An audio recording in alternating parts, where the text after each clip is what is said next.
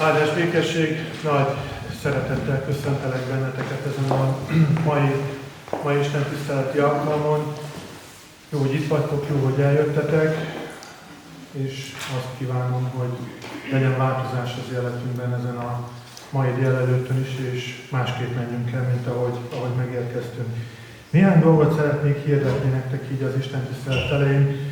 Picit visszatekintve az elmúlt hét eseményeire, örömmel tudunk beszámolni arról, hogy ma egy héttel ezelőtt a Szentgáláni gyülekezeti kirándulás részesei lehettünk 17-en, 6 családdal, úgyhogy ez egy nagyon, nagyon áldott alkalom volt. Vasárnap délelőtt városnézés, könyvtárlátogatás, aztán déltől egy közös ebéd, délután közös beszélgetés, 3 órától Marosán Csaba kolozsvári színművésznek az előadását hallhattuk, aztán 4 órától Isten tiszteleten lehetünk részt.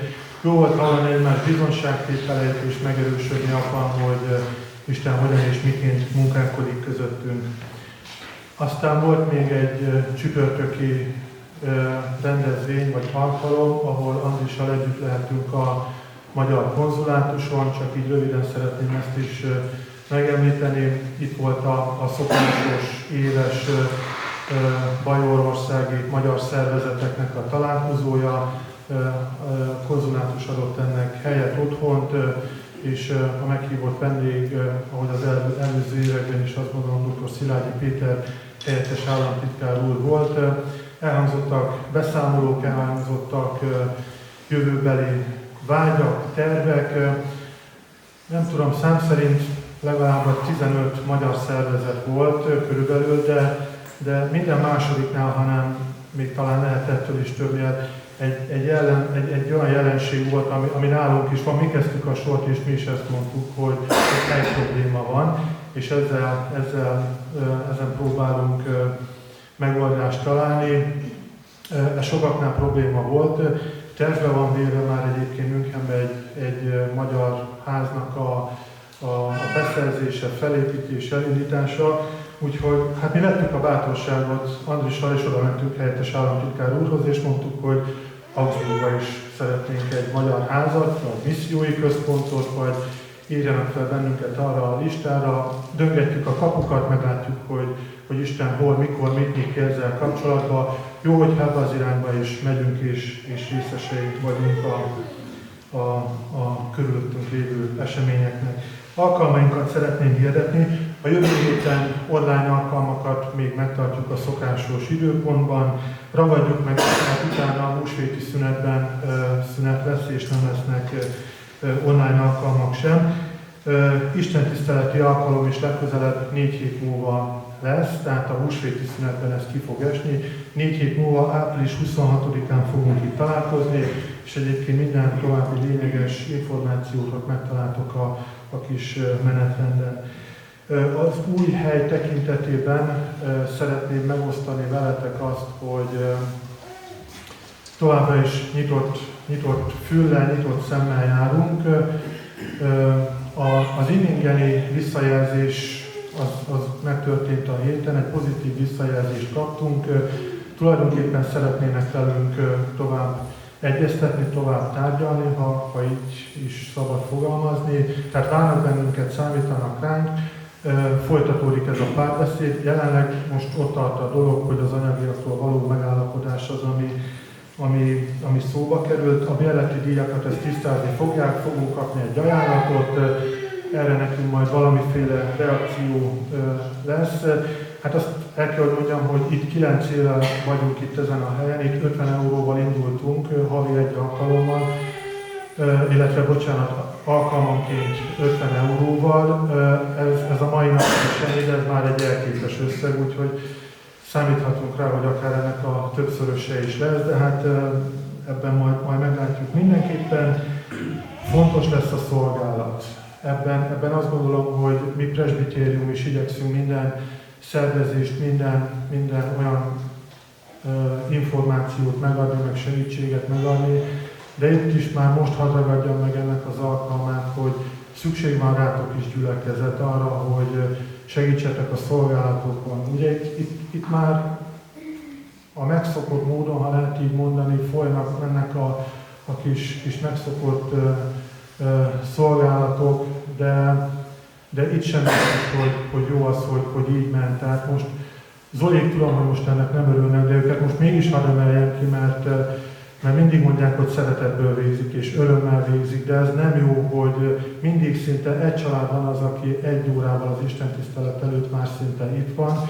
Aztán nyilván ebben a presbitériumnak is van felelőssége, miért csak egy kulcs van, aztán az alkalom végén azért van, hogy több család is itt van, ez megint talán szervezéssel meg lehetne oldani, hogy megint Zolék nem maradjanak itt utoljára, ne ők vigyék el a kulcsot. Köszönjük ezúttal is a Zolinak, Katicának, a Tuba családnak a szolgálatot. Ha nem itt lennénk, azt mondom, hogy tapsoljuk meg őket, de tudom, hogy nekik erre nincs igényük, és nem szeretnék ezzel, de valóban köszönjük azt a szolgálatot. De egyébként nagyon sok olyan szolgálat is van a gyülekezetben, ami talán kevésbé látványos. Itt még hadd említsem meg a Holzhauseni Tandriség. Köszönjük szépen az évek óta tényleg tartó rendszeres részvételt, és kitartóan mindig biztatott bennünket. Ez is egy szolgálat, részt venni azokon az alkalmakon, amik falakon kívül vannak. Vegyük majd észre ezeket, figyeljünk rá jobban, és talán az új hely ennek ad egy lehetőséget, egy új lendületet, és ahogy említettem, mi presbitérium is próbáljuk majd úgy összeszervezni a feladatokat, a szolgálatokat, de mindenképpen számítunk rátok, drága gyülekezet, mert egyébként nélkületek nem fog menni. Tehát itt szükség lesz majd arra ott is, hogy legyenek családok, akik előtte érkeznek, akik utána maradnak, akik nyitnak, akik zárnak, stb. Meg fogjuk ennek találni. Még egy dolgot szeretnék megemlíteni, ez is így ma reggel jutott eszembe, a gyerekszolgálat. Erre is készüljünk a szívünkben, mert itt vannak a drága gyermekek, és ez ne legyen akadály annak, hogy a fiatal családok nem maradjanak el a gyülekezetből. Itt már most ezt kifuttatjuk, ami most még előttünk van, ezt a 6 alkalmat, ezt már most így számoltuk, ezt már könnyű fejben is tartani, de az új helyen erre is figyeljünk oda, hogy itt vannak a 3, 4, 5, 6 évesek, akikkel jó lenne, hogyha tudnánk foglalkozni. Aztán itt van a következő generáció, akik most még egyelőre karon ülők, de ne legyen ez akadály annak, hogy a családok távol maradnak a gyülekezettől. Úgyhogy ezeket szerettem volna így a szívetekre helyezni, és azt gondolom, hogy a gyülekezetnek az is feladata, hogy bátorítson és biztasson benneteket. Hát én is ezt szeretném megtenni, igaz, hogy ez egy ilyen kudarc élményre vezethető vissza. Ugye, ahogy említettem nektek, múlt héten voltunk a Szentgráleni kiránduláson, aztán mi feleségemmel úgy döntöttük, hogy megyünk hamarabb, és megszerveztünk mindent, a szállást is, az utat is, és az utak kapcsolatban az volt a döntésünk, hogy nem fogunk menni autópályán Matricát, sem osztrákot, sem svájcit. Az osztrák viszonyokat nagyjából ismerjük, a svájcit kevésbé, de ott éves matricát lehetett venni. Úgy gondoltuk, hogy ott a Bódeni tó környékén faluról falura elgurulunk, és felérkezünk Szent Gálenbe, ami egyébként nincs messze a határtól, 40 km.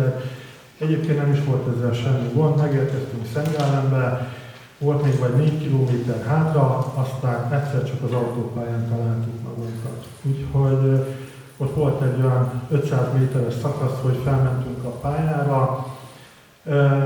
Hát dühített, én nagyon dühös voltam magamra is, meg a helyzetre is, de aztán forgattam is magam itt e körül.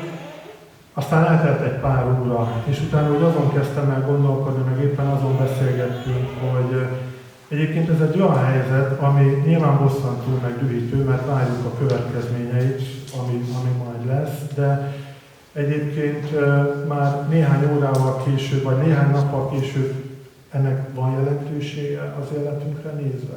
Vagy mit befolyásol ez a helyzet, hogy éppen kapni fogunk egy csekket?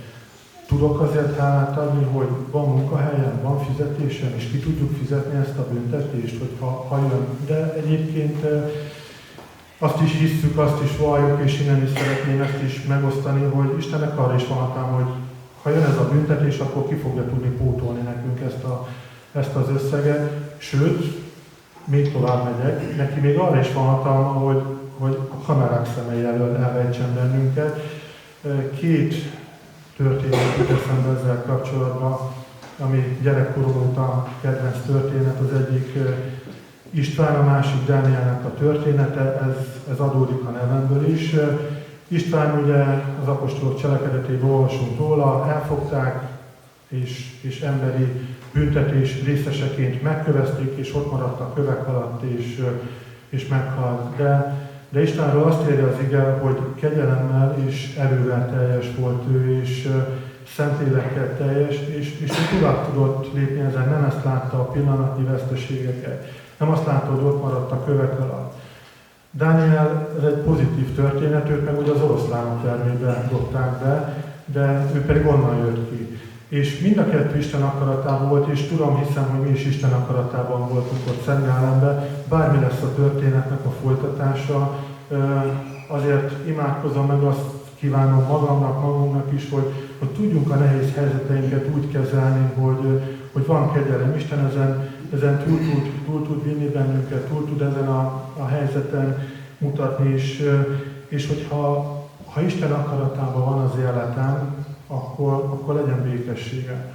Kapaszkodjak benne abba a kegyelembe, ami tőle jön. És akkor itt eszembe jutott még a matricának, az autópálya matricának, meg a kegyelemnek a párhuzama. A matricáért ugye fizetni kell, meg kell venni, sorba kell állni, vagy regisztrálni kell, ki kell ragasztani. A kegyelemnek nincsen ára.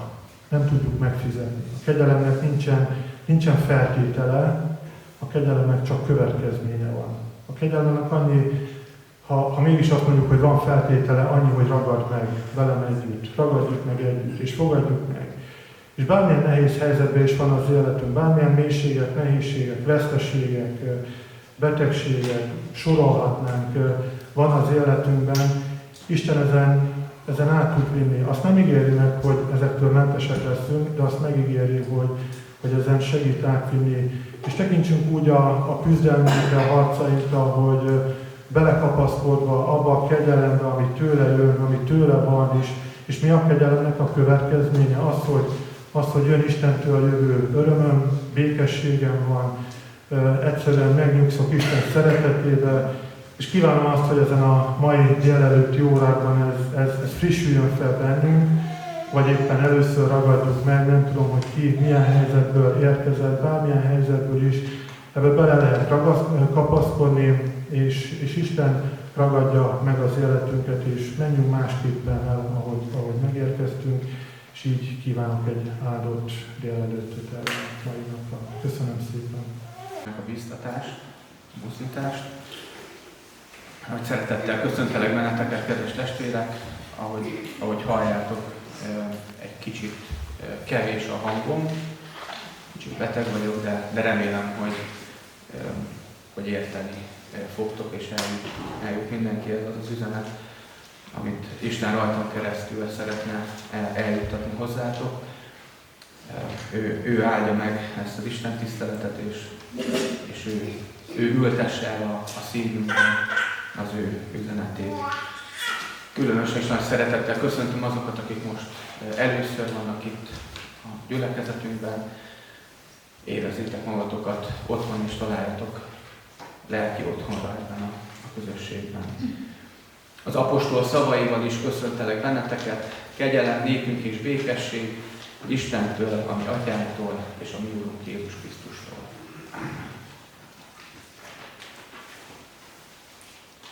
A 249. dicséretünk mind az 5 versét énekeljük, az első versét fennállva, áldjad én lelkem a dicsőség erős Urát. Amen.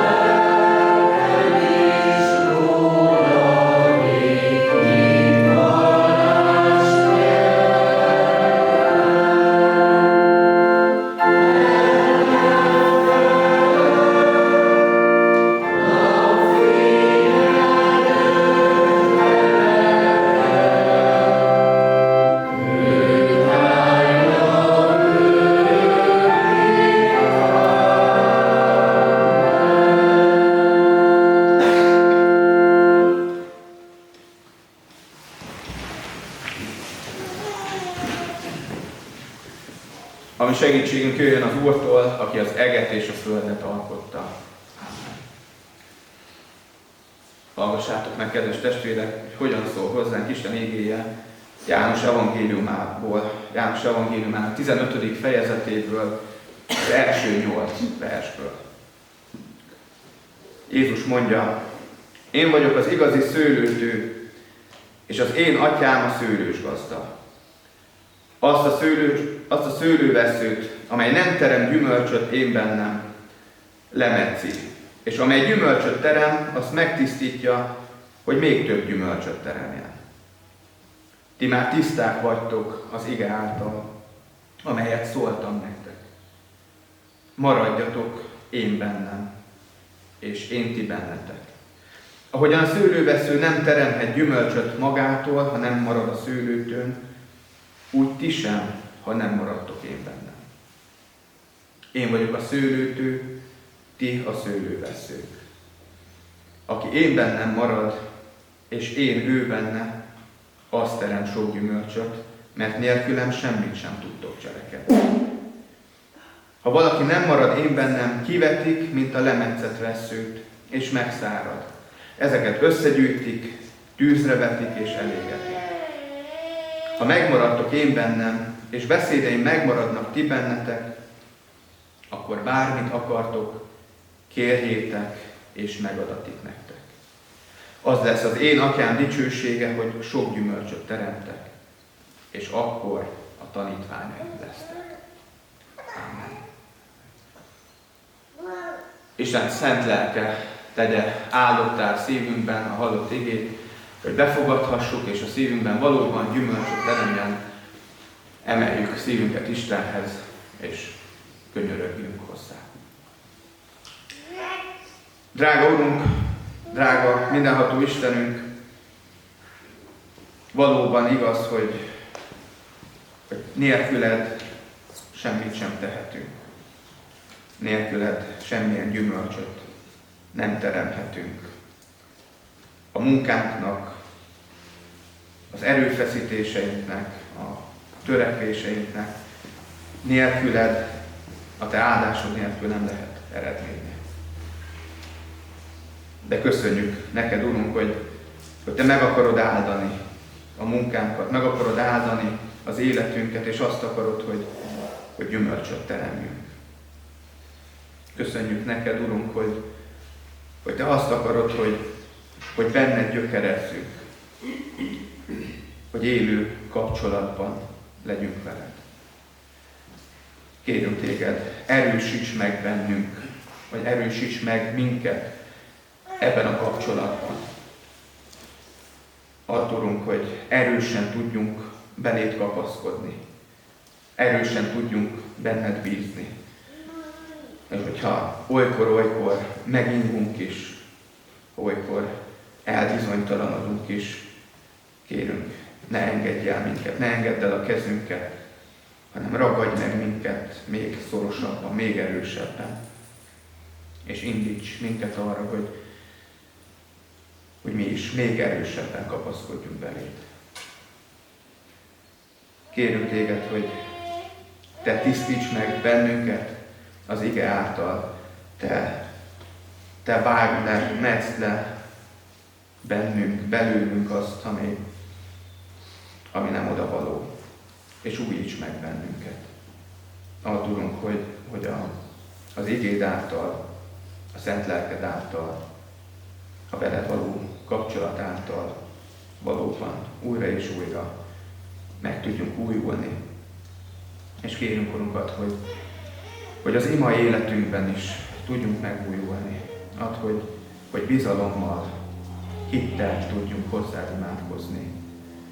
Azzal a bizalommal, azzal a reménységgel, azzal a bizonyossággal, hogy te ott vagy a másik oldalon, a vonal másik végén, és meghallgatod az imádságainkat. Most is ezzel a bizonyossággal imádkozunk hozzád, hallgass meg könyörgésünket. Jézusért hallgass meg bennünket. Amen. Kedves testvérek, helyünket elfoglalva, az ige hirdetésre készülve, énekeljük a 334. dicséretünk mind 3 versét. Imádkozzatok és búcsúzunk féljetek.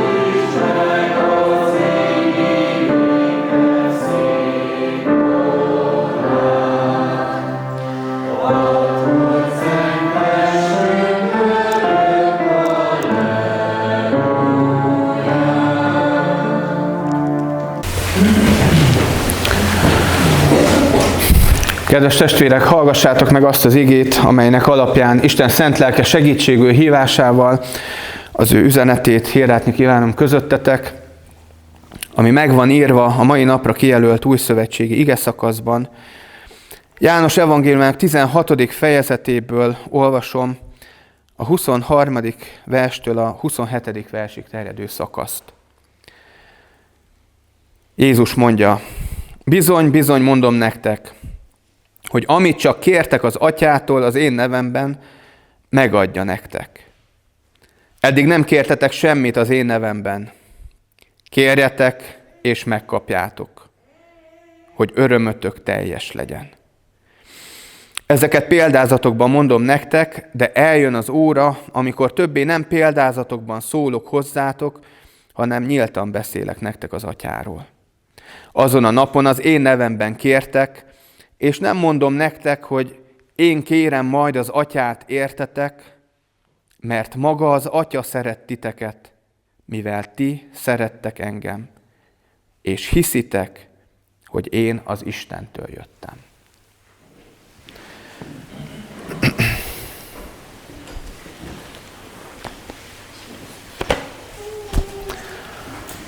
Kedves testvérek, kedves gyülekezet! János evangéliumában egy hosszabb egység végénél járunk, és ez a hosszabb egység Jézus búcsú beszédeit tartalmazza, amiket az utolsó vacsoránál, az utolsó vacsora asztalánál mondott el Jézus a tanítványoknak. És ezekben a beszédekben Jézus készíti a tanítványokat arra, hogy mi következik ezután. És ebben benne van az is, hogy mi fog történni azon az éjszakán, és másnap, nagypénteken. Jézus beszél az elárultatásáról, Péter tagadásáról, többször is utal Jézus a saját halálára, de beszél a kicsit távolabbi jövőről is, arról, hogy milyen lesz majd az az idő, amikor Jézus nem lesz közöttük. Amikor majd elmegy az atyához, hogy helyet készítsen a tanítványok számára, és a tanítványok itt maradnak. Itt maradnak egyedül, de mégsem egyedül. Mégsem lesznek magukra hagyva, mert Jézus bár elmegy, de mégis velük marad. És ennek a témának a lezárásaként beszél Jézus a tanítványoknak az imádságról, az imádság jelentőségéről.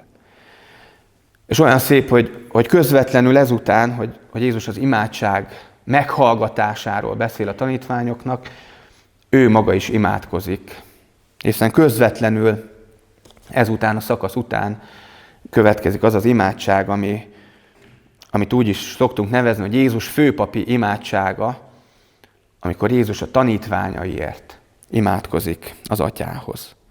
És ez az imádság, ami tulajdonképpen átvezet bennünket Jézus búcsú beszédeiből a Jézus szenvedés történetébe, a szenvedés történet sűrűjébe. De itt most még ebben a szakaszban még ott járunk a búcsú beszédeknél, még ott ülünk Jézussal az utolsó vacsora asztala körül. És ebben a közösségben azt mondja Jézus a tanítványoknak, hogy amit csak kértek az atyától az én nevemben, megadja nektek. Ezek nagyon erős szavak. Amit csak kértek az én nevemben, az atyától megadja nektek. Kérjetek, és megadatik nektek, megkapjátok. Ez egy nagyon erős ígéret. Ez egy nagyon, nagyon tág megfogalmazás, hogy amit csak kértek. Ebben nagyon sok minden belefér. Jézus nem jelöl ki egy ilyen felső határt, vagy egy keretet, hogy ezen a kereten belül bármit kérhettek. Az alsó meg a középső polcról bármit választhattok. A felső polcról inkább ne kérjetek semmit. Az csak a belső körnek, a kiválasztottaknak jár, vagy azt külön ki kell érdemelni. Nem. Jézus nem úgy beszél, nem úgy ígér a tanítványoknak, mint ahogy vannak ezek a jól hangzó marketing ígéretek, hogy ingyenes síelés júniustól augusztusig, vagy ingyenes napozási lehetőség egész télen, vagy korlátlan ételfogyasztás déltől egészen 12 óra 5 percig. Akkor annyit tehettek, amennyi belétek fér. Vagy egész évben ingyen tankolhattok, ez ugye most jól jönne. Egész évben ingyen, maximum 10 literig. És nem tankolásonként 10 literig, hanem osszátok be egész évre. Jézusnál nincs ilyen határ, és nincsenek ilyen trükkök, nincs ilyen apró betűs rész. Nincs egy olyan keret, amiben bele kell férni. Csak a képzeletünk szabhat határt a kéréseinknek. Meg a hitünk.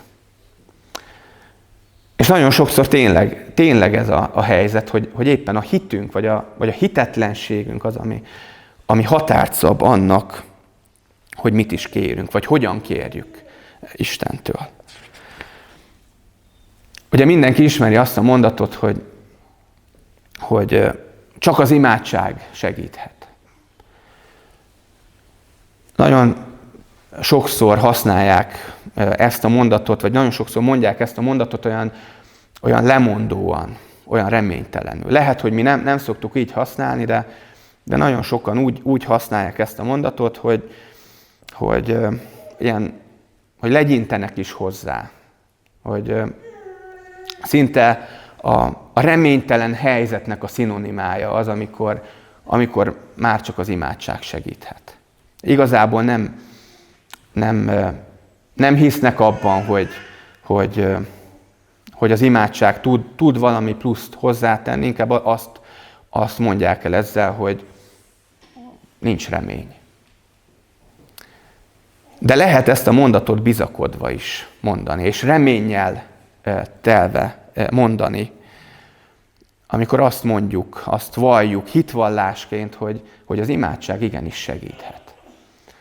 És igazából nem is kell a végére a het, nem is kell a feltételes mód, hanem kijelenthetjük, hogy az imádság igenis segít. Mert tapasztalatból mondhatjuk ezt. Ott vannak emögött, a mondat mögött a meghallgatott imádságaink. És ott vannak emögött azok a tapasztalatok, amikor közösségben imádkoztunk valamiért, és meghallgattatott. Vagy amikor értünk, imádkoztak sokan, és talán nem is tudtunk róla, csak utólag tudtuk meg, hogy mások az imádságaikban hordoztak bennünket. És megtapasztaltuk azt, hogy igen, az imádság segít. Volt egy tanárom a teológián, aki azt mondta erre, hogy valójában ez egy tévedés. Nem az imádság segít, hanem Isten. Az az Isten, akihez imádkozunk. Aki meghallgatja az imádságainkat. És lehet, hogy ez most úgy tűnik, hogy ez csak ilyen szőrszálhasogatás. Ez csak a szavakon való lovaglás, hogy most az imádság segít, vagy az imádságot meghallgató Isten segít. És van ebben valami, egy kicsit tényleg csak szavakon való lovaglás. Ne érezzétek magatokat rosszul, hogyha használtátok ezt a kifejezést valaha, hogy az imádság segít, vagy az imádság megtart. De azért mégiscsak van valami jelentősége, és van értelme ennek a megkülönböztetésnek.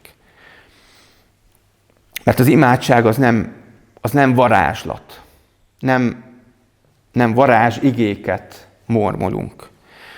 És ebből következik az, hogy az imádság, a kéréseink nem automatikusan következnek be, és benne van az is, hogy nem a mennyiségen, nem az imádság hosszúságán múlik, hogy eredményesek lesznek-e az imáink, nem is a megfogalmazáson, a szóhasználaton, a helyes nyelvezeten múlik, hogy meghallgattatnak-e az imádságaink. És ebben benne van az is, hogy az imádság az nem egy üres csekk, ami ki van töltve, alá van írva, ott szerepel rajta Jézus Krisztus aláírása, és az összeghez pedig azt írunk be, amit csak szeretnénk, amit nem szégyelünk, és akkor váltjuk be, amikor csak akarjuk. Nem. Az imádság egy olyan ajándék Istentől, aminek a segítségével kapcsolatban lehetünk Istennel. Méghozzá Jézus Krisztus által egy nagyon személyes és egy nagyon, nagyon bensőséges kapcsolatban lehetünk Istennel.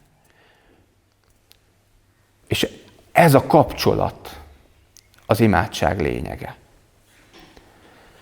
És tulajdonképpen ebben a kapcsolatban van az imádság ereje, hogy utaljak az ige hirdetés címére. Ugye az szerepelt a meghívón, hogy az imádság ereje. Hát ebben a kapcsolatban, az Istennel való kapcsolatban van az imádság ereje. Nem a kimondott szavakban, nem a megfogalmazásban, nem a kéztartásban van az imádság ereje, hanem abban, hogy mi ilyen bensőséges és közvetlen kapcsolatban lehetünk Istennel. Hogy ott van a lelki szélvédőnkön az a matrica, ami minket feljogosít arra, hogy úton legyünk a mennyország felé, és hogy útközben is folyamatos kapcsolatban legyünk Istennel. Az imádság és az imádkozó élet azt jelenti, hogy bízunk Istenben. Hogy bízunk abban. Nem csak sejtjük, nem csak kapizsgáljuk, nem csak fontolgatjuk, hanem bízunk abban, hogy jó kezekben vagyunk. Hogy Isten szeret bennünket. Hogy odafigyel ránk. És teljes bizonyossággal hisszük és átéljük azt, hogy Isten meghallgat bennünket. És a legjobbat akarja nekünk. Erről szól az imádság intézménye. Erről szól az imádkozó élet. Sokkal többről szól, mint arról, hogy mit kérünk Istentől. A lényeg, az imádság lényege az a kapcsolat, ami az imádság mögött van, a kéréseink mögött van. Ugye az előbb hallottuk az előzményekből, egy fejezettel korábbról, hogy Jézus a szőlőtő és a szőlőveszők képével beszél erről a bensőséges kapcsolatról. Azt mondja, hogy Jézus a szőlőtő, és mi vagyunk a tanítványok, Jézus tanítványai, a szőlővesszők. Maradjatok meg én bennem, és én ti bennetek, mondja Jézus. Tulajdonképpen az imádság ennek a Jézusban való megmaradásnak a megélése. De hát miért? A szőlővesszők talán imádkoznak a szőlőtőhöz, hogy csepegtessen nekik valami kis nedvet, valami kis életerőt. Hát az nem magától, nem automatikusan történik. Nem azért jut el a víz, a tápanyagok és maga az élet, nem azért jut el a hajtásokba, mert összeköttetésben vannak a szőlőtővel. Mert benne vannak a keringésben. Dehogy nem. És tulajdonképpen éppen ez a lényeg, kedves testvérek. Benne lenni a keringésben. Erről szól az imádság, hogy benne vagyunk a keringésben. Hogy élő kapcsolatunk van Jézussal, és Jézus által élő kapcsolatunk van a mennyei Atyával. És bárcsak ez is olyan természetes és olyan magától értetődő lenne, mint ahogy a természetben történik ez. Hát legyen ilyen természetes, kedves testvérek. Imádkozzunk ezért is, hogy az imádság jöjjön ilyen természetesen számunkra. Legyen olyan természetes, mint a lélegzetvétel, mint a vérkeringés, vagy a növényeknél a nedvkeringés, vagy a fotoszintézis és a többi hasonló biológiai folyamat. Legyen számunkra ilyen természetes az imádság. Amikor Jézus azt mondja a tanítványoknak, hogy az ő nevében kérhetünk bármit az Atyától, és kihangsúlyozza, hogy az ő nevében, akkor ez nem egyszerűen azt jelenti, hogy minden imádságunk végére tegyük oda, hogy Jézus nevében kérünk, vagy Jézus érdeméért kérünk, vagy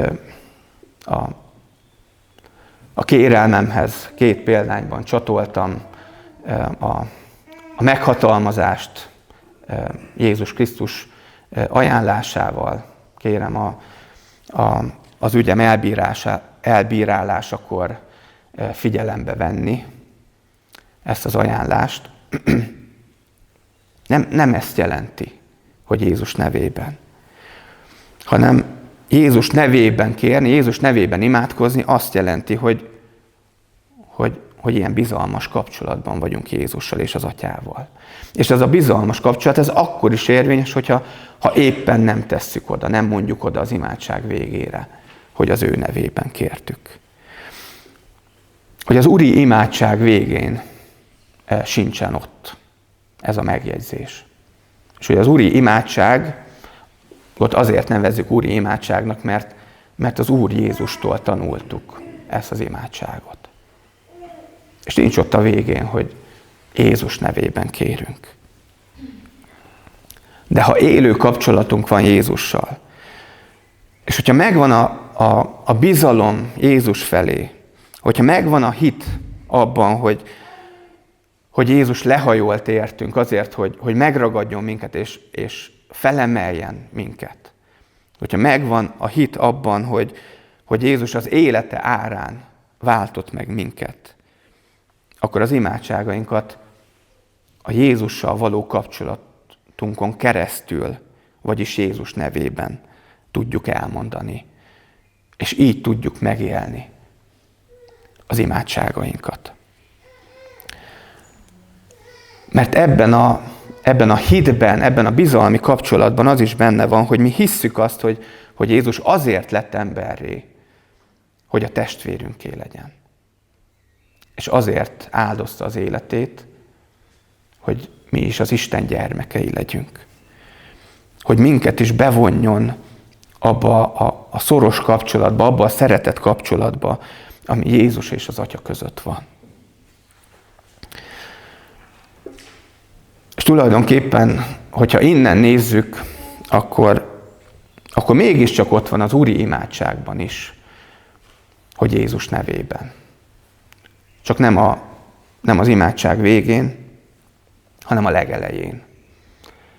Amikor azt mondjuk, hogy mi Atyánk, aki a mennyekben vagy. Mert Jézus által, Jézus nevében szólíthatjuk Istent a mi Atyánknak. És ez nem csak egy megszólítás, ez nem csak egy formaság, hanem ez a valóság. Ez az a valóság, amit nap mint nap átélhetünk az Istennel való kapcsolatunkban. Hogy ő a mi Atyánk. És úgy szeret bennünket, mint az édes gyermekeit. Kedves testvérek, kedves gyülekezet, erre hív minket Jézus ebben az igében, hogy ezt a valóságot éljük. Hogy szeressük őt, szeressük Jézust, szeressük az Atyát, és tapasztaljuk meg azt, hogy az Atya is szeret bennünket. Sőt, ő az, aki előbb szeretett minket. És ezért hallgatja meg az imádságainkat. Amen. Jöjjetek, kedves testvérek, válaszoljunk Isten üzenetére, és ezzel a bizonyossággal, ezzel a reménységgel forduljunk most hozzá imádságban. Drága Urunk, drága mennyei édesatyánk, köszönjük neked, hogy Jézus által valóban az Atyánknak nevezhetünk téged, és Jézus által valóban megélhetjük azt, hogy te a gyermekeidként szeretsz bennünket. Kérünk téged, segíts nekünk, hogy tudjuk megélni ezt a személyes és bensőséges kapcsolatot veled. Add, Urunk, hogy az imádságaink ne csak rideg szavak legyenek, ne csak kötelességből elmondott frázisok legyenek, hanem add, hogy a veled megélt kapcsolatból fakadjanak, és add, hogy a szívünkből és a lelkünkből szóljanak az imádságaink.